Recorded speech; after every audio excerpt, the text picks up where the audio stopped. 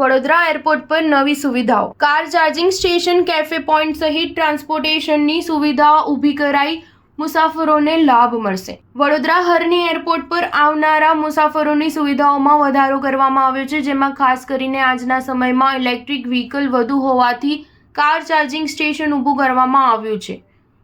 સાથે બહારથી મુસાફરોને મૂકવા આવતા અને જનાર પેસેન્જર માટે કેફે પોઈન્ટ ઊભો કરવામાં આવ્યો છે. આ સાથે ઉબેર દ્વારા ટ્રાન્સપોર્ટેશન સુવિધા ઉપલબ્ધ થાય તે માટેનું કાઉન્ટર શરૂ કરાયું છે. એરપોર્ટ પર ઊભું કરાયેલ ચાર્જ ઝોન બરોડા સ્થિત ઇલેક્ટ્રિક ચાર્જિંગ સ્ટેશન સ્થાપતી કંપની છે. કંપનીએ વડોદરા એરપોર્ટ હરની રોડ ખાતે નાગરિકોની સુવિધા વધારવાના હેતુસર high speed electric vehicle public charging station install કર્યું છે.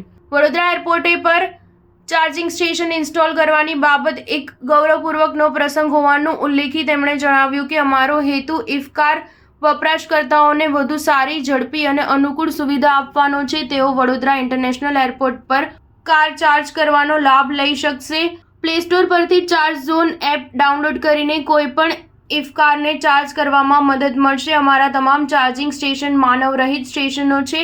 ચાર્જ ઝોનના સ્થાપક કાર્તિકેય હરિયાણી વધુમાં જણાવે છે કે અમે ગ્રાહકોની સુરક્ષા પર ભાર મૂકીએ છીએ, તેથી અમે અમારા ઇફકાર વપરાશકર્તાઓની સમજણ અને સગવડ માટે ફાયર બકેટ્સ પણ મૂક્યા છે. ચાર્જિંગ માટે શું કરવું અને શું ન કરવું તે ડિસ્પ્લે બોર્ડ મૂક્યું છે. વડોદરા એરપોર્ટ સાથેની અમારી સમજણના ભાગરૂપે ઇફકારના ઉપયોગકર્તાઓએ તેમની ઇફકારને ચાર્જ કરવા માટે કોઈ પાર્કિંગ ચાર્જ ચૂકવવો પડશે નહીં. આ પ્રસંગે વડોદરાના સાંસદ ડોક્ટર હેમાંગ જોશી અને એરપોર્ટ ઓથોરિટી વડોદરાના ડિરેક્ટર પ્રદીપ ડોરબિયાલ વિશેષ રૂપે ઉપસ્થિત રહ્યા હતા. કંપની દ્વારા જે સુવિધા ઊભી કરવામાં આવી છે તેને વખાણી હતી. સ્ટાર ન્યૂઝ 7 હંમેશા સચ્ચાઈની સાથે.